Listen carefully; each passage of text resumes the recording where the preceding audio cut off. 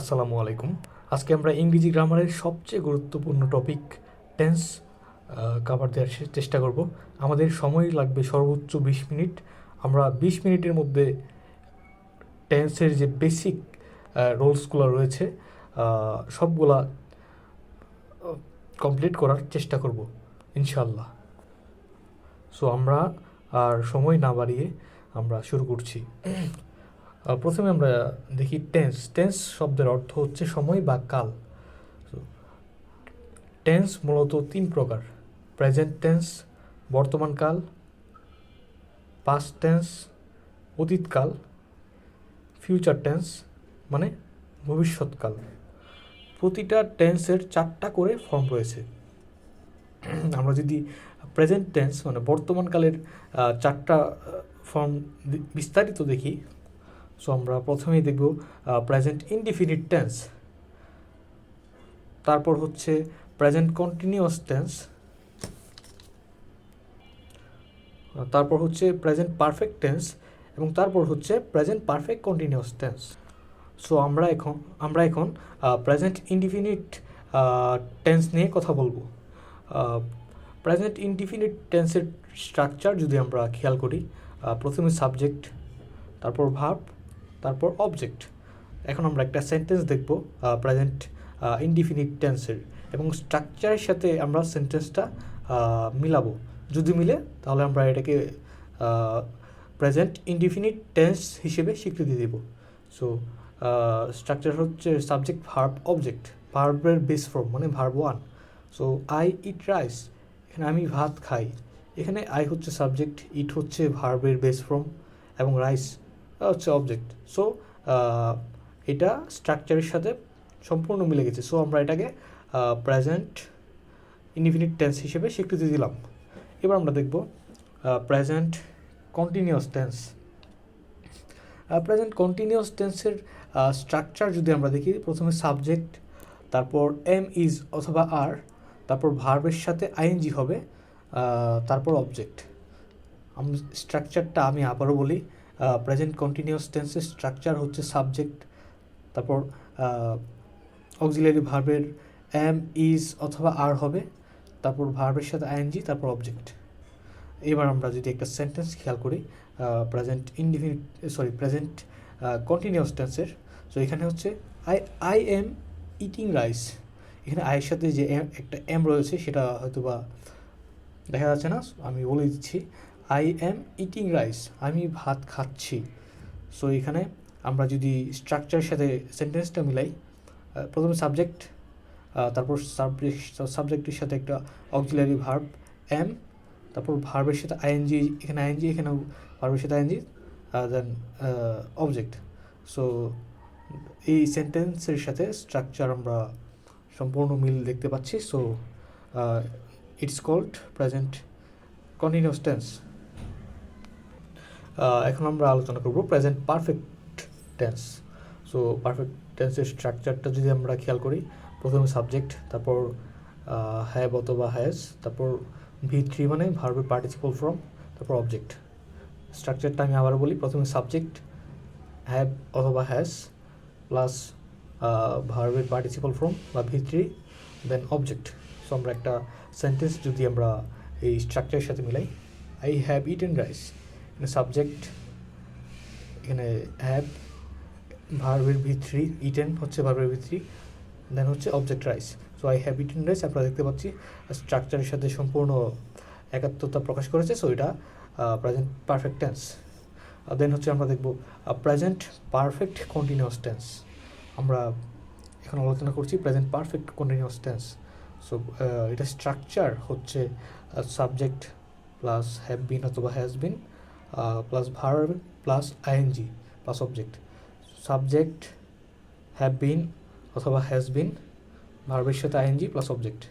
So এখানে আমরা যদি সেন্টেন্স খেয়াল করি, I have been eating rice for 30 minutes. এখানে সাবজেক্ট, হ্যাভ বিন, ভার্বের সাথে ING, rice, for etcetera. So এখানে আমি 30 মিনিট যাবৎ ভাত খাচ্ছি। I have been eating rice for 30 minutes. এখানে আমরা স্ট্রাকচারের সাথে আমরা সম্পূর্ণ মিল দেখতে পাচ্ছি। So it's called present perfect continuous tense. So আমরা প্রেজেন্ট টেন্স নিয়ে আলোচনা করলাম। আমি যে আলোচনাটা করেছি এখানে প্রেজেন্ট টেন্সের পুরো বিস্তারিত রয়েছে। আপনারা ভিডিওটি যদি 2-3 বার দেখেন তাহলে আমরা আশা করি ক্লিয়ার হয়ে যাবে বিষয়গুলো। সো আমরা এতক্ষণ প্রেজেন্ট টেন্স নিয়ে আলোচনা করেছি। এবার আমরা পাস্ট টেন্স নিয়ে আলোচনা করব। সো পাস্ট টেন্স মানে অতীতকাল। পাস্ট টেন্সের যে 4টা ফর্ম রয়েছে সেগুলো হচ্ছে past indefinite tense, past continuous tense, past perfect tense, আরেকটা হচ্ছে past perfect continuous tense. So আমরা যদি পাস্ট টেন্সের প্রথম যে ফর্মটা পাস্ট ইনডিফিনিট টেন্স নিয়ে আলোচনা করি, পাস্ট ইনডিফিনিট টেন্সের স্ট্রাকচার হবে সাবজেক্ট প্লাস ভার্বের সেকেন্ড ফর্ম অথবা V2 ফর্ম, তারপর অবজেক্ট। সো আমরা যদি এখানে একটা সেন্টেন্স মিলাই, আই ওয়েন্ট টু ঢাকা, আমি ঢাকা গিয়েছিলাম, এখানে সাবজেক্ট প্লাস ওয়েন্ট তারপর অবজেক্ট। ওয়েন্ট হচ্ছে ভার্বের V2 ফর্ম, ওয়েন্টের বেস ফর্ম হচ্ছে গো, ওয়েন্ট গান। সো এখানে যেহেতু সাবজেক্ট স্ট্রাকচারের সাথে আমরা সম্পূর্ণ মিল পাচ্ছি পাস্ট ইনডিফিনিট টেন্সের, সো আমরা এটাকে বলবো পাস্ট ইনডিফিনিট টেন্স। তারপর হচ্ছে আমরা আলোচনা করব পাস্ট কন্টিনিউয়াস টেন্সের স্ট্রাকচারটা যদি দেখি, subject plus was were plus ভার্বের সাথে ING plus object, subject plus was were ভার্বের সাথে আইএনজি প্লাস অবজেক্ট। এখানে আমরা সেন্টেন্সটা খেয়াল করি, যদি সাবজেক্ট ওয়াজ, এই যে এখানে স্ট্রাকচারের ওয়াজ, দেন ভার্বের সাথে আইএনজি গোয়িং, তারপর to my school object. So I was going to my school, আমি আমার বিদ্যালয়ে যাচ্ছিলাম। সো আমরা স্ট্রাকচারের সাথে সম্পূর্ণ মিল দেখতে পাচ্ছি। সো আমরা এটাকে বলবো পাস্ট কন্টিনিউয়াস টেন্স। আমি আরেকবার এখানে বলে দিই, পাস্ট টেন্স হচ্ছে আমরা অতীতে যে কাজগুলো করছিলাম বা করেছি সেটা হচ্ছে পাস্ট টেন্স। আর প্রেজেন্ট টেন্স নিয়ে তো আমি বর্তমানে আলোচনা করেছি। সো এখানে প্রথম যে পাস্ট ইনডিফিনিট টেন্স সেটার সাবজেক্ট ছিল আই ওয়ান্ট টু ঢাকা, আমি ঢাকা গিয়েছিলাম। সো ওই যে এখানে টেন্স চেনার যে উপায় সেটা হচ্ছে ভার্ব, আমরা ভার্ব দেখেও টেন্স চিনতে পারি।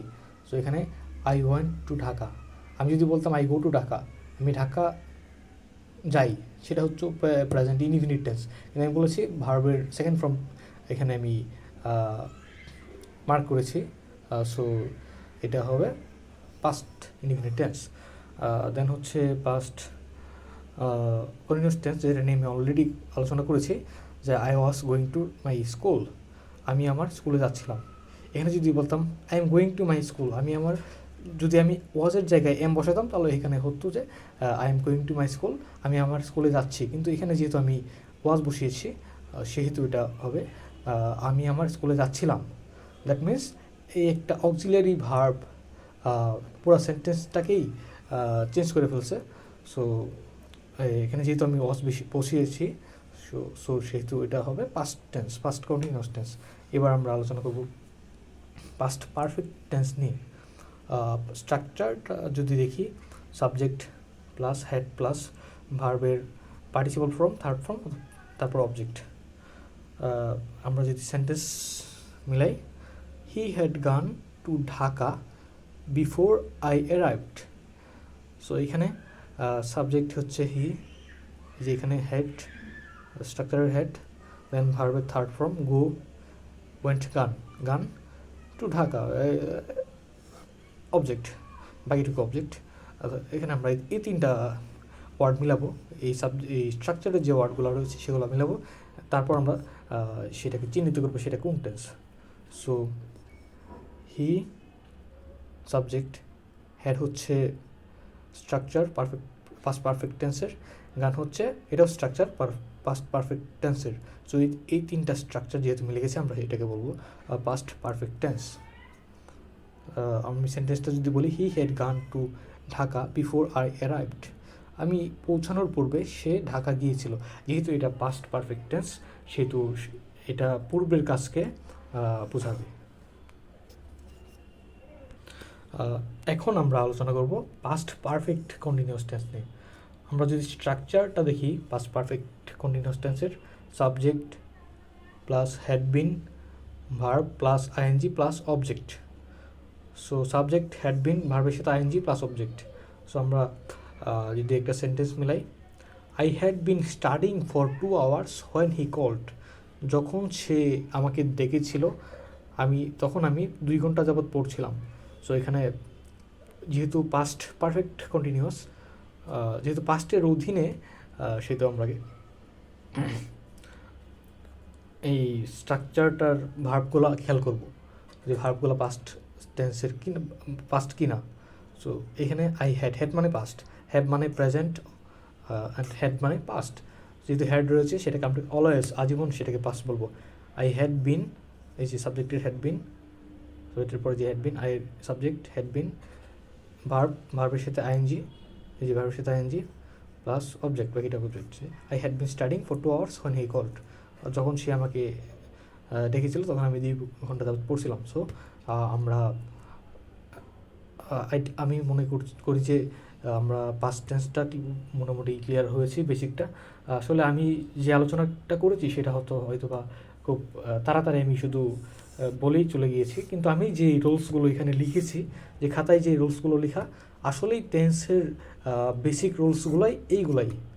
সো আপনারা যদি ভিডিওটা কয়েকবার 2-3 বার 4 বার করে দেখেন, আমি আশা করি যে আপনারা টেন্সের বেসিক যে ধারণাটা সেটা একদম ক্লিয়ার হয়ে যাবেন।